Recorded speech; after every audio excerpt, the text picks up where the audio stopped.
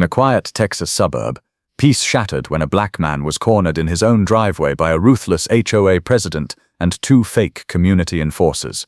What they didn't know, their target wasn't just any neighbor, he was the most feared FBI agent. Phones recorded, tempers raged, and a story of racism, power, and truth exploded into a moment that would forever change how this neighborhood saw authority. In the heart of a quiet Texas suburb, where residents usually waved to each other as they walked dogs, watered lawns, or gathered for casual block parties, a storm of tension began brewing on an otherwise ordinary afternoon. The neighborhood was the kind of place where people valued stability. Homeowners had invested not only in property but in the idea of safety, belonging, and mutual respect. For years, families had gone about their daily lives largely untouched by serious disputes, except for the occasional homeowners association notice about lawn care or parking rules. It was against this backdrop of normalcy that an incident unfolded, an incident that no one expected but everyone would remember. The confrontation began at the driveway of a black homeowner who had lived in the neighborhood for several years. He was known for keeping to himself, respectful in his interactions, but not overly social with neighbors. To many, he was simply another resident who worked hard, paid his dues, and minded his business. But on this day, his driveway became the epicenter of a confrontation that would ripple through the entire community. The president of the Homeowners Association, a figure who often portrayed himself as the guardian of the neighborhood's image, arrived at the man's property flanked by two men. They didn't walk up casually like neighbors or officials trying to resolve an issue. They approached with purpose, a sense of authority, as if what they were about to do was sanctioned by powers greater than the HOA. It was unusual from the start. Residents often had minor disagreements with the association about fence colors, parking violations, or even whether certain decorations violated community standards, but rarely did these matters escalate to personal visits at someone's home. Most HOA business was conducted by mail, emails, or meetings held in the community center. To show up in person with strangers who appeared to be dressed for enforcement duties immediately created an atmosphere of unease. The president's decision to escalate in this manner hinted at motives beyond standard neighborhood governance. The unusual nature of the confrontation drew attention. A few neighbors watering their gardens paused, their curiosity piqued by the sharp tone of the conversation that floated down the block. Children playing nearby were pulled back onto porches by watchful parents, sensing that something was happening that was out of the ordinary. The driveway began to feel less like private property and more like a stage on which a drama was about to play out. In a community where the most exciting moments usually came in the form of garage sales or holiday light competitions, the sudden arrival of figures claiming authority was as shocking as it was unsettling. There was a sense of performance in the way the HOA president and his two companions carried themselves. They didn't ask to speak quietly or request a conversation in private. They made their presence loud, visible, and intimidating. The neighbors who watched could feel the tension ripple through the air. Conversations halted, eyes narrowed, and smartphones started to slip discreetly from pockets, ready to record. After all, in a modern neighborhood, unusual events were rarely left undocumented. The resident at the center of this unfolding scene stood firm in his driveway. He wasn't aggressive, and he wasn't visibly shaken, but there was a stillness in his posture that conveyed patience mixed with calculation. He listened, watching the three men, aware that the neighborhood's collective gaze was upon him. At that moment, the driveway no longer symbolized one man's property. It had become the unlikely theater for a confrontation that questioned the very dynamics of power, race, and authority in suburban America. The unusual confrontation was not only about one man versus three, it symbolized the growing tension between individual freedom and collective control that often plays out in communities governed by homeowners associations. HOAs were designed to preserve order, protect property values, and maintain shared standards, but they sometimes tipped into overreach, stepping beyond guidelines and into personal freedoms. For many watching, this driveway confrontation raised questions they hadn't dared to voice before. How much power should an HOA president really hold? Who gives strangers the right to march up and act as enforcers? And what happens when intimidation replaces dialogue? As whispers spread across the street, the crowd's awareness grew. This was not just unusual, it was unprecedented. Everyone had stories of HOA notices tucked under their doors, but no one had seen men claiming enforcement authority show up at a neighbor's home.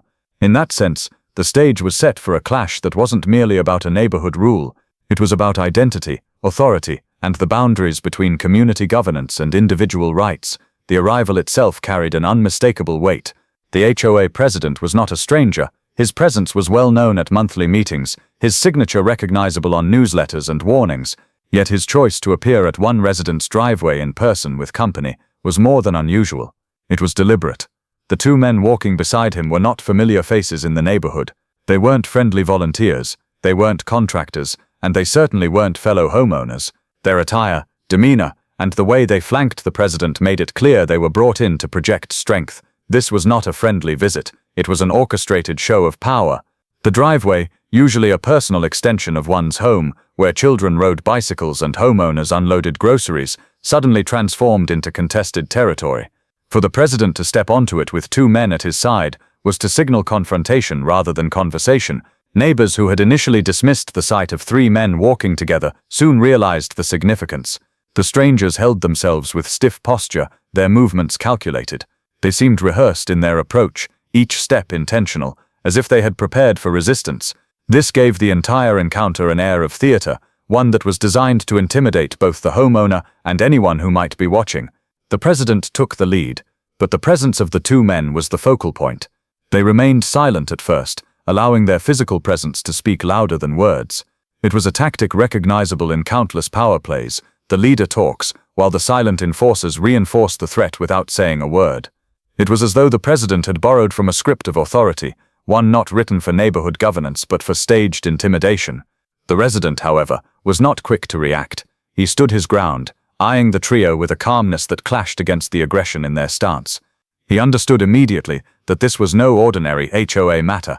It was a power display, and his driveway had been chosen as the battleground. For the onlookers, the sight was baffling. Why did the president need backup for what should have been a simple discussion? Why involve strangers instead of using the community's own procedures? These questions swirled silently through the crowd, as more residents began edging closer, phones ready, whispering among themselves. The unusual scene became the neighborhood's breaking news, the driveway now a front-row seat to the unraveling of something larger than anyone had anticipated. The two men who stood on either side of the HOA president introduced themselves not as neighbors, not as hired contractors, but as members of something they called community enforcement. It was a title that immediately raised eyebrows among those who were watching from porches and sidewalks. The phrase carried the sound of officialdom, like something tied to municipal authority or sanctioned security. Yet to the ears of many in the neighborhood, it was also unfamiliar, fabricated, and suspicious. In all the years of living under the Homeowners Association's rules, no one had ever heard of such a branch of enforcement. The men carried themselves with the kind of rigid posture and deliberate tone that was meant to lend weight to their claim. They spoke with the cadence of authority figures, their voices clipped, each syllable measured to leave no room for doubt. To a casual passerby, the act might have been convincing. They had the kind of presence that made it easy to imagine they had been trained to impose their will through intimidation rather than cooperation. Their eyes scanned the street, the way security guards or patrol officers might, attempting to assess the environment and measure potential opposition. But to those who had lived in the neighborhood long enough, alarm bells rang. Residents exchanged quick glances, wondering when such a force had been created and why no one had been informed. Community enforcement, as they called themselves, was not mentioned in any bylaws, newsletters, or meetings. This wasn't an extension of the local police department, nor was it a recognized part of the HOA's function. It was an invention, a name conjured to suggest authority where none actually existed. The black homeowner at the center of the confrontation recognized the tactic immediately. He understood the power of language, the way labels and titles could be wielded to control perception. By branding themselves as community enforcement, these men weren't just asserting their presence, they were attempting to manipulate the environment into submission. To someone less informed, the words might have been enough to create compliance, but he knew better. He understood that real enforcement came with documented authority, training and legal backing, not with vague titles and self-proclaimed power. The neighbors who recorded from a distance caught every word of the claim. Their cameras zoomed in on the badges pinned to the men's chests, metallic and shiny, but clearly lacking the intricate details of genuine law enforcement insignia. The edges were too sharp, the lettering too generic, the entire design resembling something that could be purchased online or made in bulk for costume purposes. Yet the men wore them with confidence, touching them occasionally as if to remind the homeowner and the crowd that these objects gave them legitimacy. The tension that rose in the street was not only about the men's claim to authority, it was about the deeper implications of such deception. If anyone could put on a badge, invent a title, and walk into a neighbor's driveway pretending to hold power, then what did that mean for the boundaries of safety and trust within the community? Where was the line between HOA governance and dangerous impersonation? The claim of community enforcement also revealed the fragile psychology of control. The HOA president, unable to assert his will through traditional processes, had resorted to theater, backed by men who presented themselves as more than what they were. It was a desperate attempt to tip the scales of power in his favor, cloaked in the illusion of authority. And in that moment, what unsettled the residents most wasn't just the conflict itself, but the realization that someone would go to such lengths to control a neighbor. The phrase itself, community enforcement, echoed through the crowd, whispered from porch to porch. Some chuckled in disbelief, others shook their heads, and a few muttered about calling the actual police. The more the men tried to hold on to the illusion of their authority, the more fragile it appeared under the scrutiny of those who knew better. It was a performance crumbling in real time, with the audience documenting every misstep on their phones. Still, the men didn't falter immediately. They doubled down, insisting that they had the right to be there, the right to confront, and the right to demand compliance. Their confidence was unnerving, not because it was genuine, but because it showed how far people could go when given an illusion of control. The badge, the tone of voice, the invented title, these tools were enough to create a spectacle that unsettled an entire block. The details of their attire and behavior left little doubt about the strategy they were employing. Each man carried a badge clipped neatly to his belt, polished to reflect the sunlight, catching the eyes of neighbors who squinted to make out the design. At a glance it seemed official, but the longer one looked, the clearer it became that these were not genuine. There was no state insignia, no seal of recognition, nothing that tied them to real law enforcement. The font was plain, the engraving shallow, the design generic. For all its shine, the badge was hollow, an emblem of performance rather than legitimacy. But it wasn't only the badge that they leaned on. It was their demeanor. They adopted the body language of police officers, their hands resting deliberately at their belts, their stances wide to claim space, their eyes scanning with a cold detachment meant to instill unease. They spoke in short, sharp phrases, the kind that were more commands than conversations. Their confidence was the true weapon, not the badge itself. It was the practiced tone of authority, the calculated inflection designed to silence dissent before it began. Neighbors could feel the manipulation at work. The men's confidence was not earned, it was borrowed. It relied on the assumption that people would not question what appeared to be official. Most citizens, after all, are conditioned to obey authority figures, especially those who carry symbols like badges and uniforms. The men exploited that instinct, using it as a shield to cover the fact that they had no actual power. The black homeowner, however, did not fall into that trap. He saw through the performance immediately. Where others might have been cowed, he stood steady, asking calm but pointed questions. Who authorized you? Where is your documentation? What law gives you this power? Each question chipped away at their confidence, exposing the thin veneer of authority they had draped around themselves. The HOA president, standing between his so-called enforcers, tried to mask his growing discomfort. He had expected compliance, not resistance. He had counted on the badges and the confidence to silence his neighbor and impress the community. Instead, the situation was backfiring. Every word spoken by the resident in his driveway highlighted the illegitimacy of the charade, and every smartphone camera recording the scene ensured there would be no erasing the evidence. The fake badges became symbols of the deeper issue, the danger of counterfeit authority. To impersonate officials is not only dishonest but also criminal, and as the confrontation grew, the weight of that reality began to settle over the crowd. What had begun as a show of intimidation was unraveling into a spectacle of fraud, and yet the men clung to their confidence, as if speaking louder, standing firmer, and gesturing with more force might disguise the emptiness of their claim. For the neighbors watching, it was surreal, the sun glinting off fake badges, the forceful voices cutting through the suburban quiet, the growing realization that what they were witnessing was not just a neighborhood dispute, but a deliberate attempt at deception. All of it created an atmosphere of both fear and disbelief. Some whispered about whether to intervene, others debated calling the police, but most simply kept their cameras steady, aware that they were witnessing something that would resonate far beyond this one afternoon. The man at the center of the confrontation was not a troublemaker, not someone with a history of disputes, nor someone whose presence had ever stirred controversy. He was a homeowner who lived quietly, often seen tending to his yard in the evenings or walking back from the mailbox with a reserved wave to neighbors who greeted him. He had made his place in the community without drawing much attention to himself, embodying the unspoken code of suburban life: respect your property, respect your neighbors, and avoid unnecessary conflicts. He was a professional who kept his schedule consistent. Mornings often saw him dressed in a pressed suit, leaving for work, while evenings were spent returning in the same composed manner, his face calm, his steps measured. Though not overly sociable, he was far from unkind. When greeted, he nodded politely. When children rode bikes too close to his driveway, he never complained. He contributed his HOA dues without argument, followed the rules of the neighborhood, and for the most part, blended into the fabric of suburban life. His quiet presence made what was unfolding in his driveway all the more shocking. The choice to target him revealed something beyond simple HOA enforcement. Out of all the residents who could have been confronted, it was the black homeowner. Someone who had caused no disturbance, who had not staged loud parties, who had not violated visible codes that found himself at the center of a spectacle. The optics did not escape the neighbors watching. It wasn't just a matter of neighborhood bylaws, it was about the kind of assumptions and biases that led to his driveway becoming a battleground for authority. His quiet history in the neighborhood contrasted violently with the drama being staged against him. To those who knew him even in passing, the choice seemed unfair and calculated. They knew him as someone who never engaged in public arguments, who never raised his voice at meetings, who rarely, if ever, challenged the HOA's authority. Yet here he was, facing down a president who arrived with two strangers posing as enforcers, as though he were a threat to order in the neighborhood. The contrast between the homeowner's calm nature and the aggressive performance before him heightened the absurdity of the situation. Neighbors whispered about why he, of all people, had been chosen.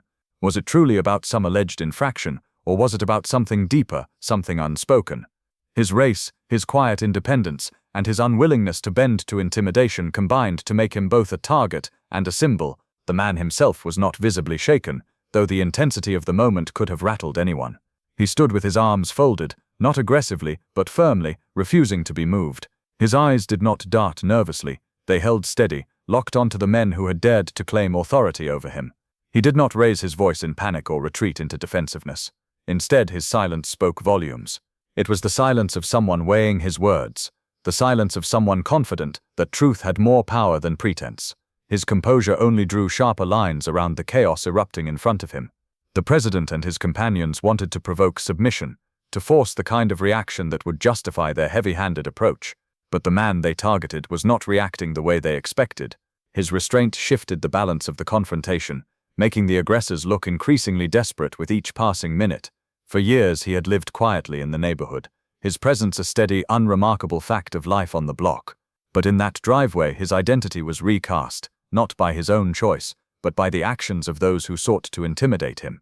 What the crowd was witnessing was not merely a clash over neighborhood rules.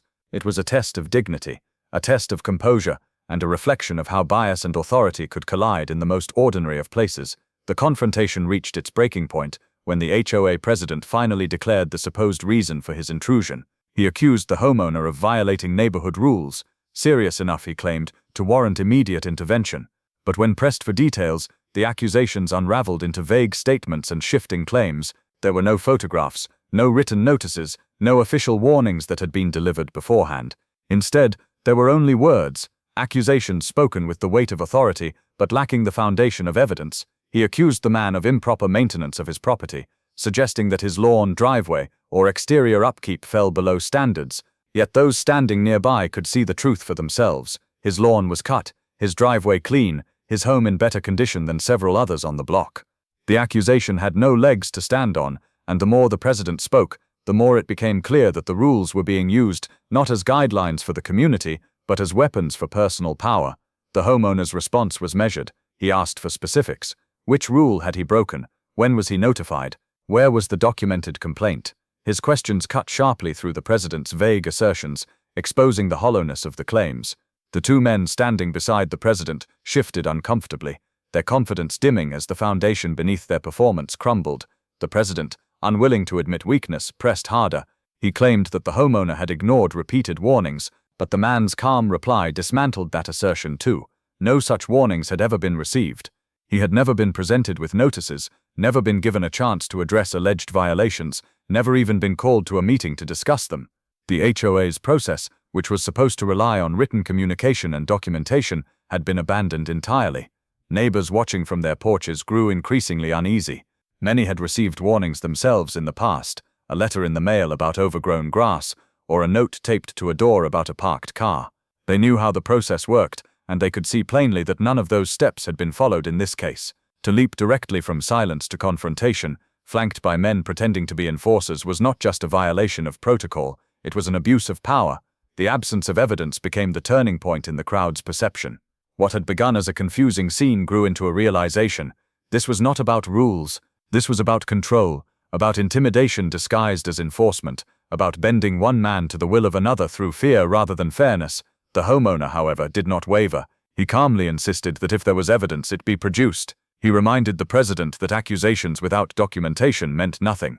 His insistence on accountability transformed the dynamic of the confrontation. The aggressors wanted submission, but instead they were being held to the very standards they had abandoned. The cameras recorded every moment, the empty accusations, the refusal to provide proof, the calm resistance of the homeowner who refused to be bullied. With each passing second, the president's authority weakened, while the man in the driveway grew stronger in the eyes of those watching. What should have been a straightforward presentation of evidence was revealed as a hollow attempt to mask personal vendettas under the guise of community rules. And so the confrontation stretched, the words piling up without substance, the accusations floating in the air without ever finding solid ground. Neighbors shook their heads, murmuring among themselves, recognizing the imbalance of power and the misuse of rules that were supposed to protect, not persecute. The absence of real evidence was not just an oversight. It was the clearest proof yet that this was never about neighborhood standards, but about something far more calculated. What began as a sharp exchange at one end of the street quickly drew the attention of those nearby.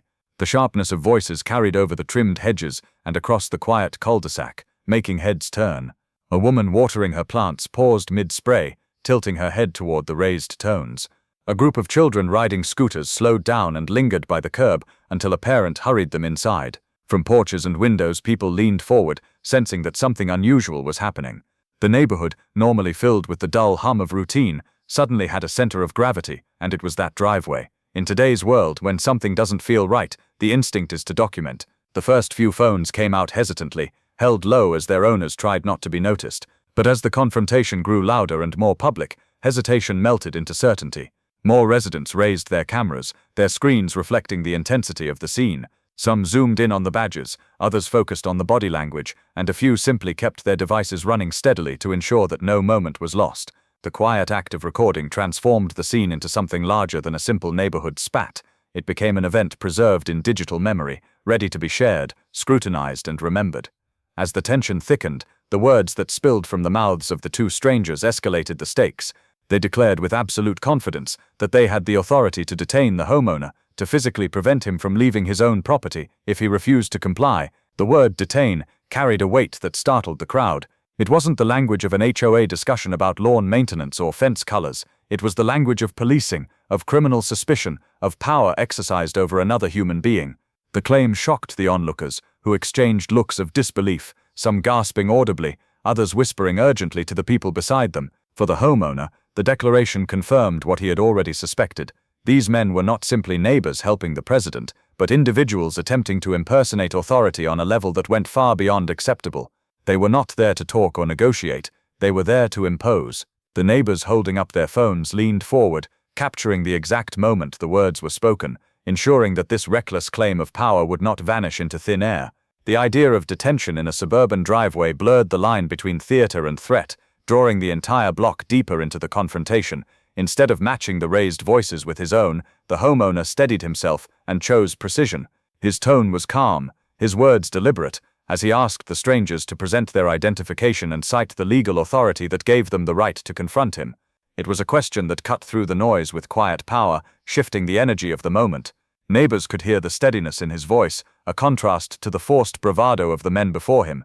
By demanding credentials rather than reacting emotionally, he placed the burden of proof back where it belonged, on those claiming authority. The cameras caught the moment, capturing the clear divide between composure and bluster. When the men reluctantly produced what they called identification, the facade weakened instantly. The badges and paperwork they carried looked convincing at first glance, but under closer inspection, the flaws became obvious. The lettering was generic, the seals lacked authenticity, and the documents seemed hastily prepared rather than issued by any legitimate body. The neighbors, many of whom had interacted with real officials before, could see the difference right away. What was meant to silence doubt instead fueled it, exposing the thin layer of deception that propped up their authority. The president's posture stiffened as whispers spread through the crowd, the illusion collapsing faster than it could be defended. The suburban calm that had defined the afternoon was rapidly replaced by a current of electricity running through the street. What had started as a sharp exchange in one driveway began swelling into something larger, heavier, and impossible to ignore. The voices at the center of the confrontation, once firm but measured, escalated in volume until they could be heard yards away. The HOA president, rattled by the questions he could not answer, raised his voice in an attempt to reassert dominance. His companions, the self-styled enforcers, added their tone of sharp commands, trying to overwhelm the calm defiance of the man they had confronted. The louder they became, the more impossible it was for neighbors to pretend nothing was happening. Curtains twitched, blinds lifted, and doors creaked open. Families who had been enjoying a lazy afternoon indoors stepped onto porches, drawn by the sound of raised voices layered with the unmistakable strain of confrontation. Some residents, hesitant but curious, drifted closer to the edge of the street, clutching phones in their hands or simply standing with crossed arms, their eyes fixed on the scene. The growing audience added another layer to the tension. Confrontations often burn hottest when unseen, but with every new pair of eyes, the stakes climbed higher. The HOA president surely felt this, his words gaining not clarity but volume, as though louder accusations might somehow convince the crowd of his authority. The supposed enforcers squared their shoulders, puffing themselves up, as if the act of appearing unshaken would counteract the scrutiny they were now under. But the reality was stark. The larger the audience, the less convincing the performance became. Neighbors whispered among themselves, disbelief cutting through their voices. Why was this happening? Why had the president gone so far as to bring strangers onto a resident's property? Why did these men sound less like neighbors and more like actors from a low-budget police drama? Some muttered about calling the actual police, not to aid the president, but to protect the man in the driveway who had suddenly become the unwilling center of a spectacle. Children clung to their parents' legs, eyes wide as they tried to make sense of why adults were shouting in a place usually reserved for friendly greetings. Elderly residents, leaning on canes or walkers, came to their porches, shaking their heads at the absurdity. The block that was once defined by quiet routines now resembled a stage where something unthinkable was unfolding. The tension had an almost physical quality, thickening the air around the confrontation. Every word spoken seemed to echo louder, every pause filled with the collective intake of breath from those watching. It was no longer simply about a disagreement over rules. It had become about control, power, and the unraveling of authority in the full glare of a neighborhood united by curiosity and disbelief. As the voices grew louder, the calm figure at the center, the black homeowner, remained composed, his steady demeanor contrasting sharply with the rising agitation of those challenging him. His refusal to mirror their volume made the imbalance more glaring. Onlookers could see who was controlled and who was unraveling, who was rooted in truth and who was desperately trying to hold up a collapsing facade. And as the tension mounted, the neighborhood realized they were not just watching an argument, they were witnessing the slow, inevitable exposure of something deeply wrong. While the HOA president's voice cracked under strain and the two imposters pushed harder with their aggressive tone, the homeowner stood grounded, almost serene in comparison. His composure was not the stillness of someone afraid to act, but the steadiness of someone who knew exactly what he was dealing with. His breathing was even, his posture unshaken, his gaze steady. Where others might have shouted back, pleaded, or retreated, he simply held his ground. It was this composure that unnerved the men before him more than any argument could have. The crowd could feel the difference too. In conflicts, panic spreads quickly, one person's fear feeding another's until the situation spirals. But here, the homeowner's calm acted like an anchor in the storm. Neighbors who had begun to worry about escalation found themselves steadied by his response. There was no flinching, no visible sign of intimidation, only a deliberate calm that radiated strength without aggression. His very silence at times spoke louder than the shouting, forcing those trying to intimidate him to fill the air with bluster that only exposed their weakness further. He asked questions in the same measured tone. What rule specifically had he broken? Where was the documentation? Who had authorized their presence?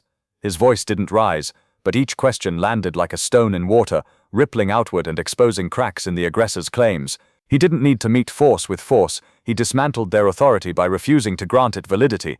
That composure was not only strategic, it was deeply unsettling for those who sought to dominate him. The enforcers, used to projecting confidence and seeing it unchallenged, found themselves faltering when their performance met calm skepticism. The HOA president, expecting compliance or at least defensive anger, was thrown off balance when the man in the driveway refused to give him either. Every second of composure chipped away at their stance, leaving them scrambling to maintain control of a situation that was slipping from their hands. For the neighbors watching, the man's calm became the focal point of the confrontation. They saw in him not weakness, but a quiet form of power that made the shouting around him appear desperate. Parents whispered to their children about staying calm under pressure, while others recorded more intently, aware that they were capturing an extraordinary display of self-control in the face of blatant intimidation. The moment highlighted the difference between real authority and manufactured power. Real authority did not need shouting or false badges. It was expressed through knowledge, restraint, and clarity. The homeowner embodied this truth in his composure, a truth that became harder for the president and his imposters to conceal as the minutes dragged on. The block, once fractured into pockets of curiosity, was slowly uniting in silent recognition. The calm man in the driveway was not only standing his ground, he was shifting the narrative. Every unshaken response, every measured question, turned the tide further in his favor, exposing the aggressors not as leaders, but as pretenders unraveling before an entire community. The moment the homeowner spoke those words, the atmosphere in the driveway shifted like a storm cloud rolling in. Until then, the confrontation had been framed as a matter of neighborhood rules, an argument wrapped in the language of community order and standards. But when he calmly pointed out that impersonating law enforcement is not just wrong but a federal crime, the weight of the situation deepened instantly. His voice didn't tremble. His tone wasn't accusatory. It was factual, steady, a reminder that cut straight through the noise. Neighbors heard it clearly, their phones capturing the sentence in full. The words carried with them the authority of law, grounding the confrontation in a reality the president and his companions couldn't ignore. It was no longer simply about HOA bylaws or neighborhood disputes. It was about crossing into territory that could end in real arrests, real consequences, and charges that couldn't be laughed off. The term federal crime wasn't abstract. It was concrete, invoking images of courtroom trials, criminal records, and years of repercussions. The imposters shifted when they heard it. The badges that had seemed shiny under the afternoon sun suddenly looked like evidence of wrongdoing. Their confidence, once bolstered by raised voices and squared shoulders, began to falter in subtle ways. One adjusted his belt nervously, another avoided direct eye contact with the man in the driveway. For the first time since their arrival, the cracks in their performance weren't just visible, they were undeniable. The HOA president, however, bristled. His face flushed, and he attempted to brush off the homeowner's statement, as if to downplay its seriousness. He insisted that his companions were legitimate, that they had every right to act as they were acting. But his words lacked conviction. The crowd was no longer buying the performance. Once the homeowner invoked the term federal crime, neighbors were reminded that what they were witnessing wasn't just a neighborhood drama. It was potentially a matter for the FBI or federal prosecutors. The line between community dispute and legal violation had been crossed, and no amount of loud declarations could erase that. The calm way the homeowner said it made it all the more powerful. He didn't need to raise his voice. He didn't need to threaten. The simple reminder of the law was enough to cast a shadow over everything the imposters had done since arriving. He understood what many others in that moment began to realize. The men's actions weren't just inappropriate, they were illegal. For the neighbors, the moment redefined the confrontation. They had pulled out their phones initially to capture an unusual scene, maybe even for the humor of exposing HOA overreach. But now, they realized their recordings might become evidence in something far more serious. Some adjusted their cameras to get clearer shots of the badges and faces, aware that every detail might matter later. Others whispered nervously, processing the weight of the accusation. If what the homeowner said was true, then the men pretending to be community enforcement weren't just making fools of themselves. They were committing a crime right there on the driveway, in front of half the neighborhood. The reminder of federal law also added to the homeowner's authority. Where the imposters had been loud, he was factual. Where they had projected false confidence, he projected knowledge. It became clear to the crowd that this was not a man who could be intimidated by hollow displays of power. His calm assertion placed him on higher ground, morally and legally, and the imbalance between him and the so-called enforcers became sharper with every second. The phrase federal crime echoed in the ears of everyone present, its weight heavier than any of the president's bluster.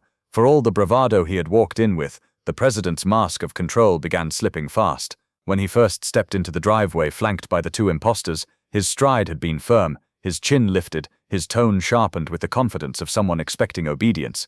He had counted on intimidation to silence resistance, on the performance of his companions to create fear. But now, with neighbors gathered in growing numbers, cameras rolling from multiple angles, and the homeowner calmly dismantling every false claim, his facade began to unravel in real time. The signs of his rattled state were visible in every movement. His voice, once booming, cracked under strain. The more he repeated himself, the less convincing he became. His attempts to maintain authority through volume only highlighted the emptiness of his position. His hands, which he had gestured with certainty at the start, now twitched slightly as he pointed, a tremor betraying nerves.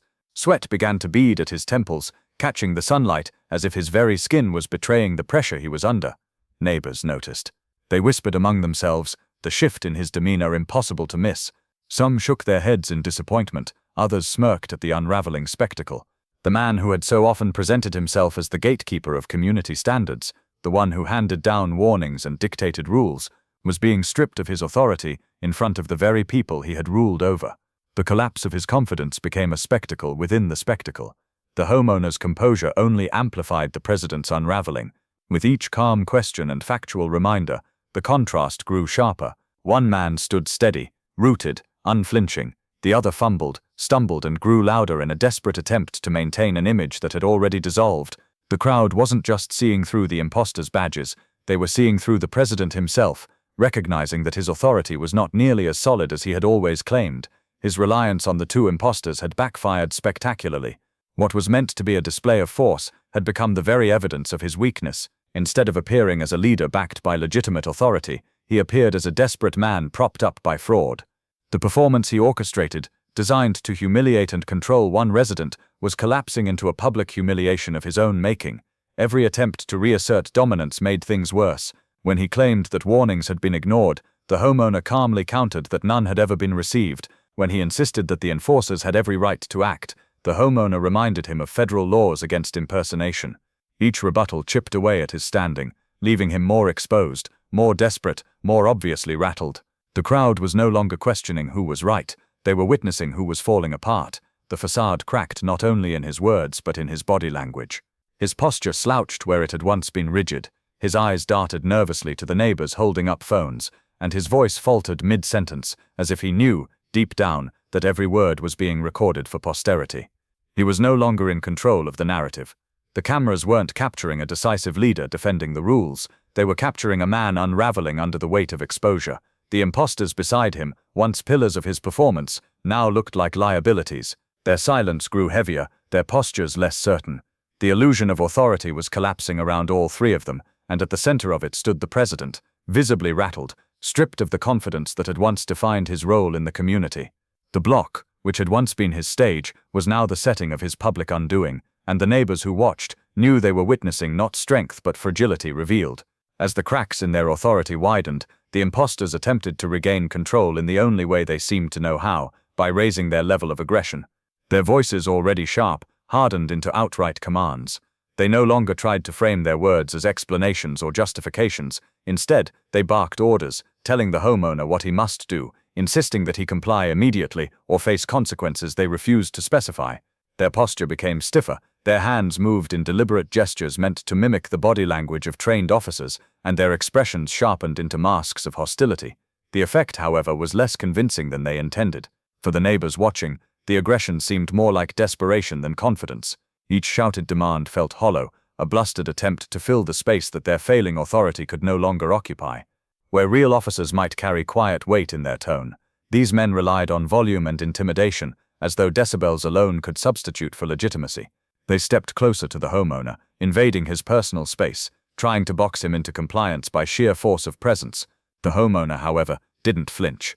His calmness only aggravated the imposters further, their voices cracking slightly under the strain of shouting at a man who refused to bend. They used phrases designed to sound official, such as "you are required" and "failure to comply will result in action," but the lack of clarity in their words betrayed them. What action? Under what authority? Their threats dangled in the air without substance, empty phrases meant to frighten but unable to hold up under scrutiny. The neighbors' perception shifted with every aggressive demand. Phones tilted higher, voices whispered louder, and the scene became even more charged. Parents pulled their children closer, recognizing the danger in the escalating body language. Yet at the same time, there was a sense of disbelief. How could these men think anyone would believe them now? Their aggression revealed their weakness. Their shouting revealed their lack of real power. Instead of intimidating, they were exposing themselves as frauds, doubling down on a performance that was collapsing all around them. One of the men jabbed a finger toward the homeowner, declaring that refusal to cooperate would escalate matters.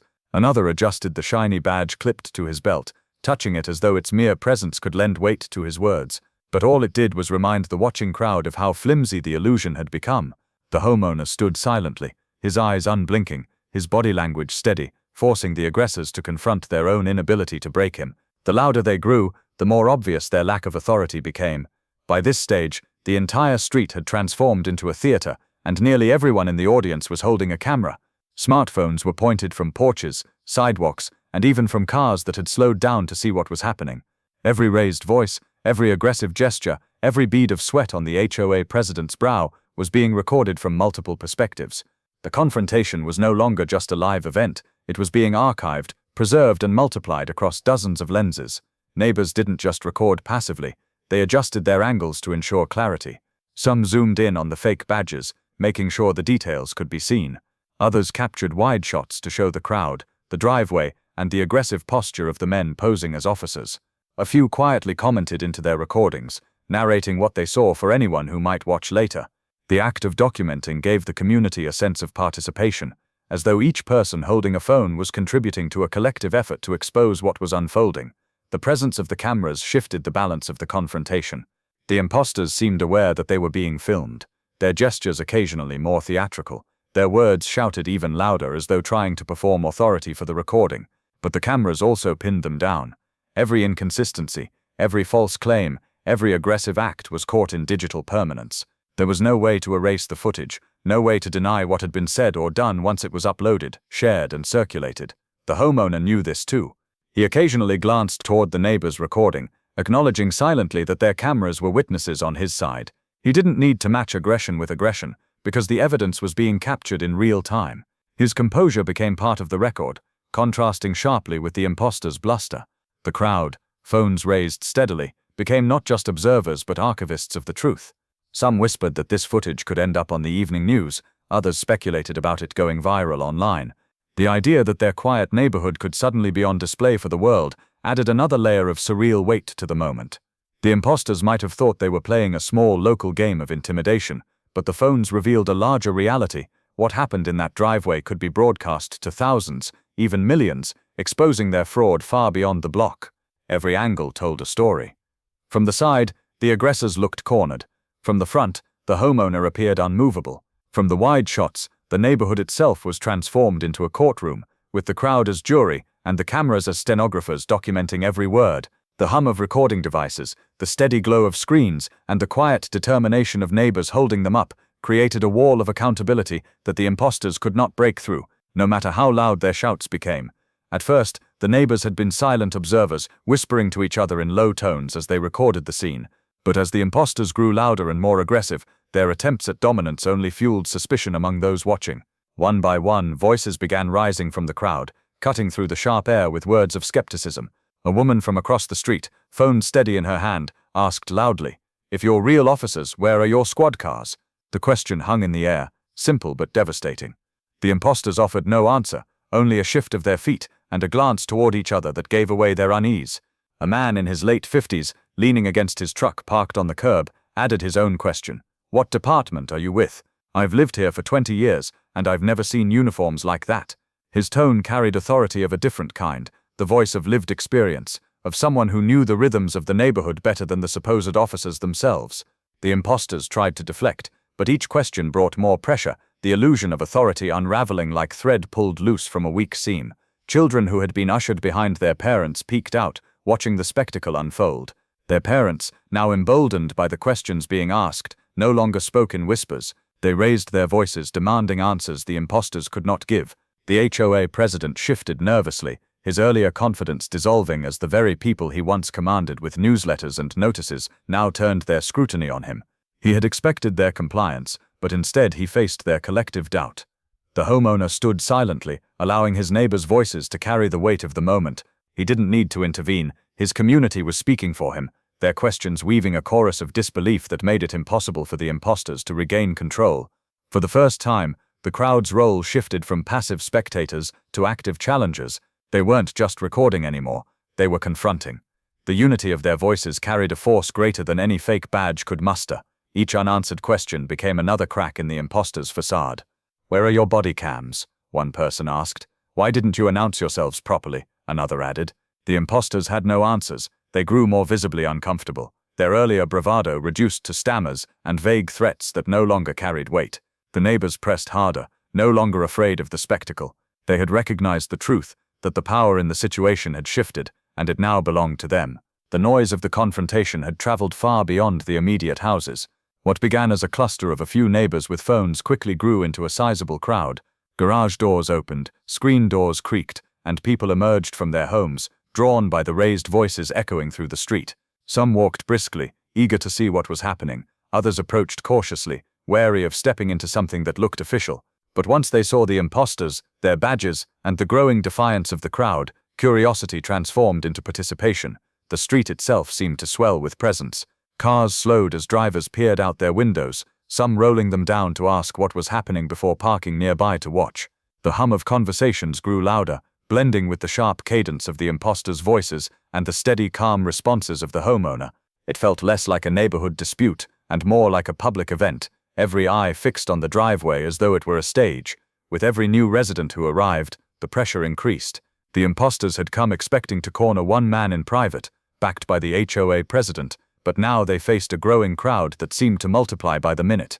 Dozens of cameras recorded from every angle, and the imposters, instead of standing as figures of authority, stood trapped in the center of a ring of witnesses. The psychological effect was immediate.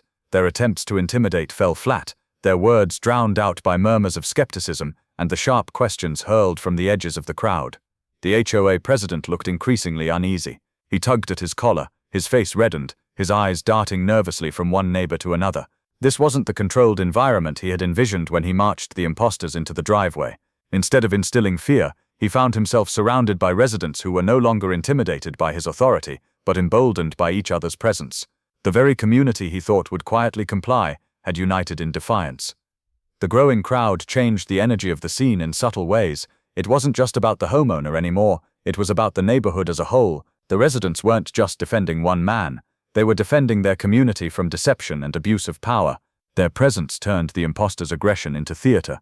Each failed attempt at dominance met with louder whispers, firmer questions, and the collective weight of dozens of skeptical eyes. The imposters knew they were losing control. Their body language betrayed them. Shifts in stance, glances exchanged that looked more like pleas for help than signals of authority. They raised their voices again, trying to bark commands above the hum of the crowd, but their words felt hollow, bouncing off a wall of doubt that grew stronger with every resident who joined. The cameras, the whispers, the steady arrival of more people, all of it made the driveway a spotlighted stage where their performance was failing spectacularly. The tension in the air thickened, not because of fear but because of certainty. Everyone present could sense that something irreversible was happening. The imposters had come expecting obedience, but had instead triggered a collective awakening, and the neighborhood, now fully gathered, wasn't about to let the facade continue unchallenged. The imposters had pressed as hard as they could, raising their voices, flashing false badges, and trying to intimidate him into submission. But the homeowner had waited patiently, letting them unravel in front of his neighbors.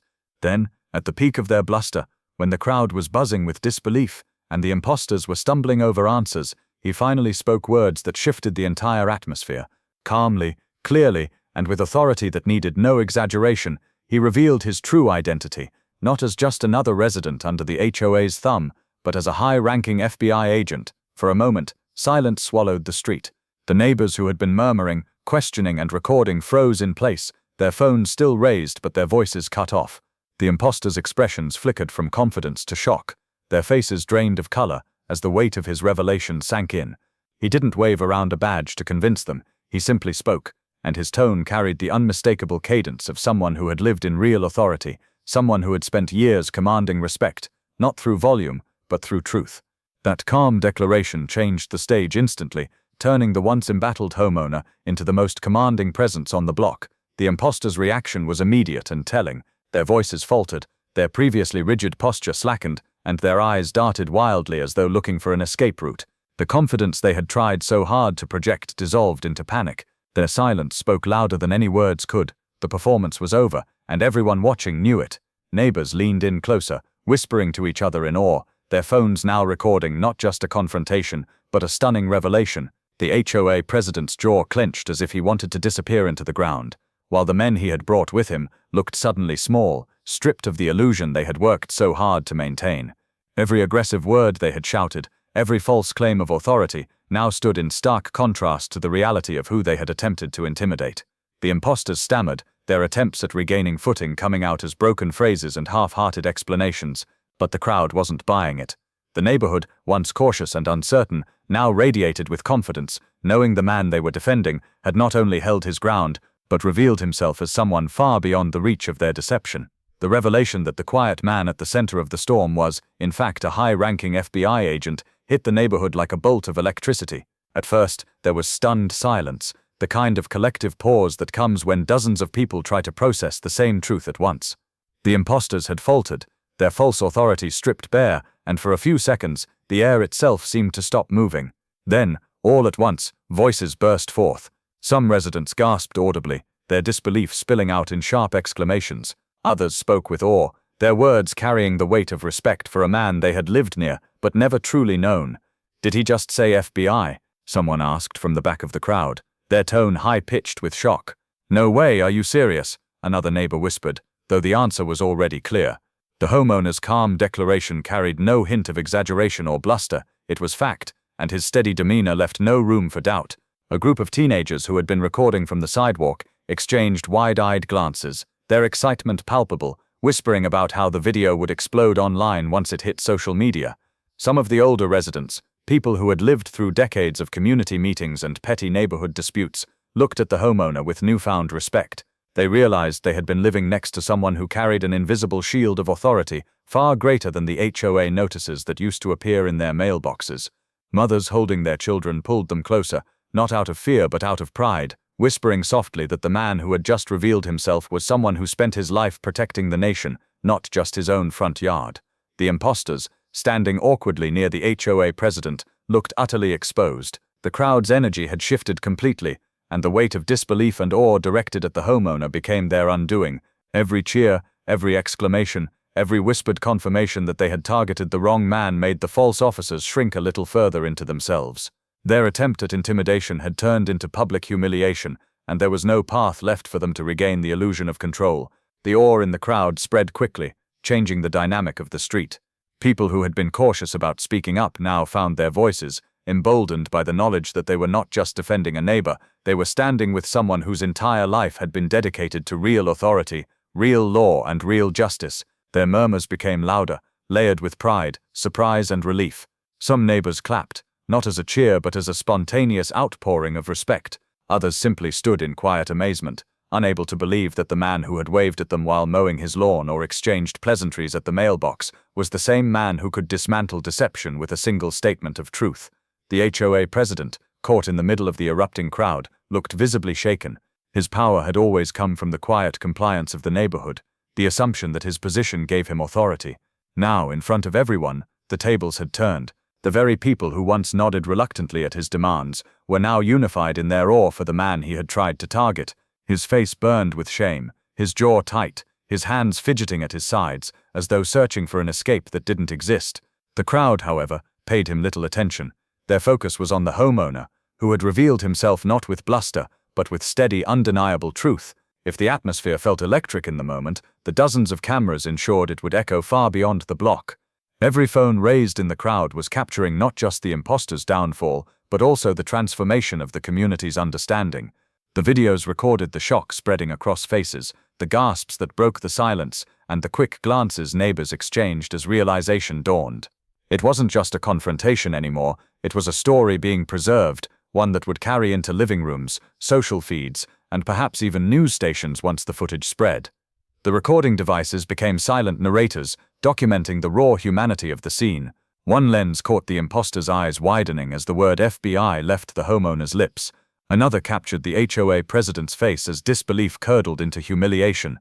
Wide shots showed the crowd as a living wave, their posture shifting from skepticism to awe, their murmurs rising into exclamations. Close-ups documented the tears of pride glistening in the eyes of some neighbors, who now understood they had been living beside someone who carried far more weight than they had ever imagined. The videos also preserved the reactions of the children in the crowd, their youthful awe magnified by the knowledge that the man they'd seen as just another adult on the block was actually someone who lived a life full of purpose and quiet heroism. Parents whispered explanations into their children's ears while still holding their phones high, making sure to capture the moment while also imprinting it into their children's memories. For them, the homeowner's revelation wasn't just a shock, it was a lesson about the difference between fake power and real authority. The imposters seemed to shrink with every second of recorded footage. Their earlier aggression, once barked with confidence, now looked foolish under the harsh light of scrutiny. Phones zoomed in on their trembling hands, their shifting eyes, the beads of sweat forming on their brows. Every nervous glance they exchanged was immortalized in video, ensuring that their collapse could never be denied. The neighbors weren't just witnesses, they were archivists of justice, preserving proof that deception had been shattered in real time. The sheer number of phones in the air gave the moment an almost cinematic quality. It wasn't just one angle, it was dozens, each capturing the same truth from a slightly different perspective. This ensured that the story wouldn't belong to any single person, it would belong to the entire community. Every whispered comment caught on audio, every exclamation, every gasp became part of the living record of what had happened. Even the smallest details, the way one neighbor's jaw dropped, the subtle shaking of another's hands as they filmed, added layers of authenticity to the event. In that driveway, power shifted permanently, and because of the cameras, that shift was undeniable, preserved in digital clarity for anyone who would ever doubt what truly happened. The imposter's authority had crumbled, the HOA president's grip had weakened, and the homeowner had revealed himself as something far greater than anyone had imagined. The phones told the whole story without bias, without embellishment, without omission. They captured a moment where truth rose above deception and authority reclaimed its rightful place. The man who once carried himself with a puffed-up sense of authority, the figure who used to wield newsletters, fines, and sternly worded notices like weapons, now looked hollow, exposed before the very people he had expected to command. He had stepped into the driveway with his two accomplices full of confidence, imagining that their combined act of intimidation would force compliance, perhaps even fear, from the resident they had chosen to target. Instead, he now stood in the center of the crowd, his carefully manufactured sense of power collapsing in real time. The murmurs around him were no longer about what the homeowner had supposedly done wrong, but about how absurd and reckless the president's actions had been. His face betrayed everything he wanted to hide.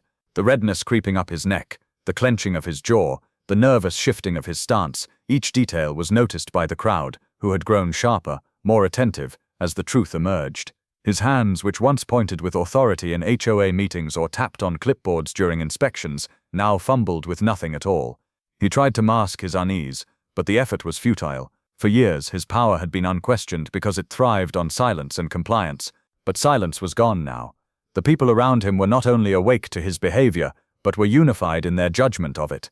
Neighbors who had once quietly endured his letters of reprimand now looked at him with a mixture of disdain and disbelief. "This is who's been running the HOA," someone muttered loudly enough for others to hear. The question drew nods, whispers of agreement, and further commentary. His reputation, which had relied on control and intimidation, was unraveling in seconds. What hurt him most wasn't just the exposure of his failed plan, but the shifting of loyalty within the community. People who once nodded politely to his demands were now laughing under their breath or recording his nervous expressions. He had come to the scene assuming that the neighborhood would either side with him or at least remain passive as he attempted to humiliate the resident. Instead, his actions had united the community against him, with every camera lens catching not only the imposter's failures but also his unraveling presence. The man he had tried to target, the one he believed he could corner with phony enforcers, had turned out to be far beyond his control, a high-ranking FBI agent whose authority dwarfed anything the president had ever pretended to hold. That revelation had reduced him to silence, but the silence was louder than any speech he could have made. It spoke volumes to the neighbors, who now understood that his so-called leadership was nothing more than fragile dominance, propped up by empty gestures. The crowd's awe for the homeowner made his failure even sharper. Every word of respect directed toward the agent felt like a blade cutting through what little dignity he had left. The HOA president opened his mouth once, perhaps intending to offer some justification or spin, but the weight of the crowd's gaze silenced him. He realized that any excuse would be met with ridicule. Any attempt to explain would sound hollow next to the truth that had already been revealed. His silence wasn't noble, it was survival, a desperate attempt to withhold more humiliation. Yet in holding back he only looked smaller, weaker, as though he had been defeated before he could even begin his defense. The irony of the moment was not lost on anyone. The man who had spent years reminding neighbors of rules about lawn lengths, trash can placements, and holiday decorations had overplayed his hand. He thought he could extend his reach into something far greater than his small domain, but instead he had stumbled into a disaster that stripped away every ounce of credibility. His plan had not just failed, it had exposed him for what he truly was, a man whose authority existed only when unchallenged. The impostors, who had moments earlier puffed out their chests and barked demands with counterfeit confidence, now looked like shadows of themselves. Their hands twitched nervously. Their eyes darted from the crowd to the street, searching for an exit that might preserve some dignity. But there was none. Their instinct screamed at them to leave, to retreat before the situation spiraled even further out of their control. Slowly they began to shift backward, steps small and hesitant, hoping perhaps the crowd would allow them to slip away unnoticed, but they weren't dealing with an ordinary target anymore. The homeowner, now revealed as a seasoned FBI agent, carried himself with a calmness that was more commanding than any shouting they had done earlier. His tone didn't need to rise. His presence alone was enough to freeze them in place. "Don't move," he said, his voice steady, controlled, yet layered with authority that left no room for negotiation. It wasn't a threat. It was an order, precise and final, the kind of command that came from years of dealing with people far more dangerous than two men pretending to be officers. The imposters froze mid-step, their bodies betraying them. The calmness in his voice carried a weight that no badge, real or fake, could replicate. The crowd watched intently, their phones capturing the moment when the tide of power was not only revealed but exercised. The FBI agent didn't need to shout, didn't need to wave his credentials wildly. His confidence and control were enough to stop the retreat dead in its tracks. One of the imposters tried to stammer an excuse, words tumbling out clumsily as he gestured toward his partner, but the sound died under the agent's piercing gaze. The truth was undeniable now, and any attempt at escape looked like cowardice magnified by the crowd's presence. Every camera lens captured their hesitation, their fear, their recognition that they were no longer in charge of anything. The agent stepped forward slightly, his movements calm but deliberate, and it was as if the imposters shrank in response. The neighborhood, which had been buzzing with shock moments earlier, now held its breath, watching as the balance of power solidified. Children clung to their parents, sensing the shift even if they didn't fully understand it, while adults murmured about the courage and control displayed before them. The imposters' retreat had been halted not by force, but by presence.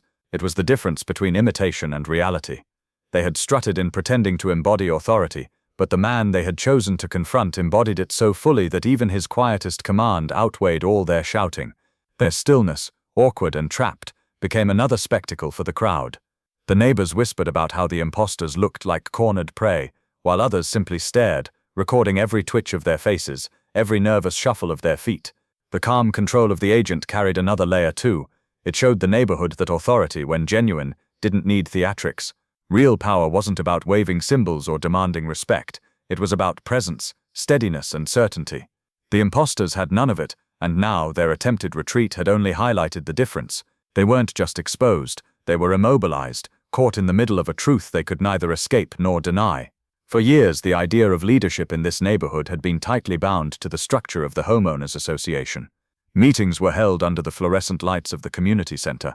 Agendas were filled with lists of petty grievances, and the HOA president presided over them with a sternness that left little room for debate. Many residents had come to equate leadership with rulemaking, with notices stuffed into mailboxes, and with the passive acceptance of someone else's vision for their block. The president was viewed as the leader because he held the title, not because he inspired confidence, and certainly not because he earned respect. Leadership, for the people in this small suburban enclave, had often been about compliance rather than guidance, about control rather than trust. But that night on the driveway shifted everything. Leadership no longer looked like a man clutching a clipboard or wielding bylaws like weapons. It no longer looked like the hollow enforcement of rules about paint colors or lawn edges. Instead, it looked like calm under pressure, authority rooted in knowledge and purpose, and the ability to stand tall when deception tried to close in. When the imposters faltered, when the crowd erupted, and when the truth about the FBI agent emerged, the neighborhood was forced to reconsider what it truly meant to follow someone, to trust them, to respect them. Neighbors whispered to one another in the days that followed about how different their perception had become. The HOA president, once the figure of authority, was now remembered as the man who stood powerless, stripped of confidence, his silence louder than any speech he had given in meetings. Some residents joked privately about how his fines and warnings suddenly seemed laughable in comparison to the authority of a federal agent who dealt daily with real threats. Others admitted to feeling guilty that they had once feared his judgment or tolerated his heavy-handed approach. The balance of power had shifted, and though no formal election had taken place, the real leader of the community had been revealed. Leadership became redefined, not in terms of position, but in terms of presence. The FBI agent had never asked to be seen as a leader, never campaigned for respect, and yet, by embodying steadiness and quiet strength, he had set a new standard. The neighborhood began to realize that leadership was not about who could bark the loudest or wave rules the highest, but about who could stand firm when circumstances tested them. And in the quiet conversations that unfolded at mailboxes, at sidewalks, and in backyard gatherings, residents began to talk not about the HOA president's decisions, but about the night the truth came out and the agent's composure changed everything. Even those who had never liked confrontation found themselves emboldened. A woman who had once cried after receiving a harshly worded letter about her flower bed admitted to a neighbor that she finally felt free of that fear. A father who had argued unsuccessfully at past HOA meetings now said he wished he had stood taller then, because the night on the driveway showed him that real authority does not come from intimidation. Children who had watched the scene replayed it in their own way, mimicking the imposter's retreat and laughing at how quickly fake power crumbled. The story spread across the block, carried by whispers, retold at barbecues, replayed through the dozens of phone recordings that circulated. With each retelling, the idea of leadership evolved further. The president, once unquestioned, was now remembered as a cautionary tale, and the agent, though still the same quiet neighbor mowing his lawn or waving on his way to work, was now seen as the man who redefined authority simply by being who he was when tested. The neighborhood understood that they would never see leadership the same way again, because they had finally seen the difference between a title and true authority, between intimidation and inspiration. That night, control slipped quietly from the hands of those who had relied on fear, falsehoods, and the illusion of authority. The imposters had walked into the neighborhood cloaked in counterfeit badges and heavy tones, believing that their performance would be enough to secure obedience. The HOA president had walked with them, convinced that his influence extended far enough to demand compliance in situations far beyond his grasp.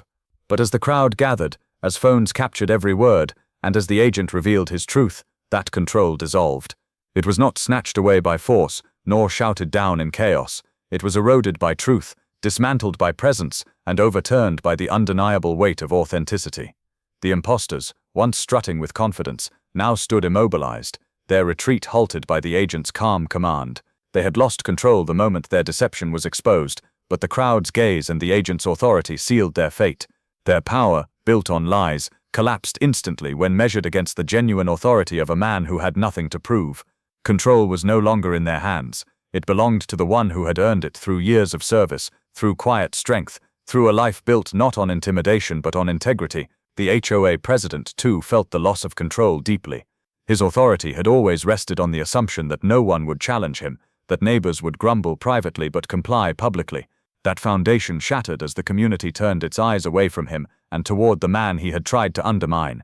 His silence became symbolic, not just of his personal failure, but of the failure of control rooted in fear. Respect that had once been forced through fines and notices now dissolved, replaced by laughter, disdain, and a collective awakening. The control he thought he held over his neighbors was gone, and no speech or policy could restore it. What replaced it was respect, but respect of a very different kind. The FBI agent had not demanded it. He had not raised his voice, nor leaned on the weight of his badge to coerce it. Instead, he had earned it in the purest way possible, by remaining steady, by speaking truth, and by embodying authority without needing to prove it. The respect of the crowd grew not from fear, but from admiration. They saw in him someone who could have been anyone's neighbor, someone unassuming, but who, when tested, revealed a depth of strength that commanded loyalty and awe. Respect spread through the crowd that night, visible in the softened faces of neighbors, in the whispers of pride, in the quiet clapping that broke out despite the tension. It wasn't just respect for the man himself, but for the values he represented: honesty over deception, calm over chaos, truth over manipulation. That respect endured long after the driveway had emptied. In the weeks that followed, neighbors who had once barely nodded to him now greeted him warmly, with gratitude in their voices. Children pointed him out to their parents with wide eyes, their admiration unhidden. Even those who rarely involved themselves in neighborhood affairs spoke differently about him, their tone filled with the kind of reverence that cannot be demanded, only earned. The shift in control and respect also reshaped the community itself. The HOA president, once feared, became little more than a name on paper, while the imposters faded into cautionary tales of what happens when false authority collides with the real thing. But the agent's presence lingered as a reminder that true authority does not need to shout to be heard. The respect he had earned was not just his, it became a shared lesson for the neighborhood. They began to recognize that respect given freely, built on integrity, would always outlast control taken by force, and so control had shifted, but not into chaos. It had shifted into clarity, into a new understanding of what leadership and authority should look like. Respect, once hollow and coerced, had become genuine, lasting, and deeply felt.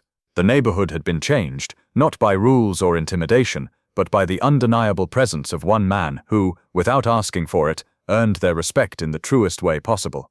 What began as an attempt to bully one man ended with an entire community witnessing the fall of false power. Phones recorded the truth, neighbors saw courage in action, and a quiet street turned into a courtroom of public opinion. It was a reminder that real authority doesn't need intimidation, it stands on truth, law, and integrity. If you enjoyed this story, make sure to like, share, and subscribe to A1 Storyteller for more incredible narratives where the ordinary transforms into the unforgettable. Your engagement fuels the stories we bring to life, and the next one might just leave you speechless.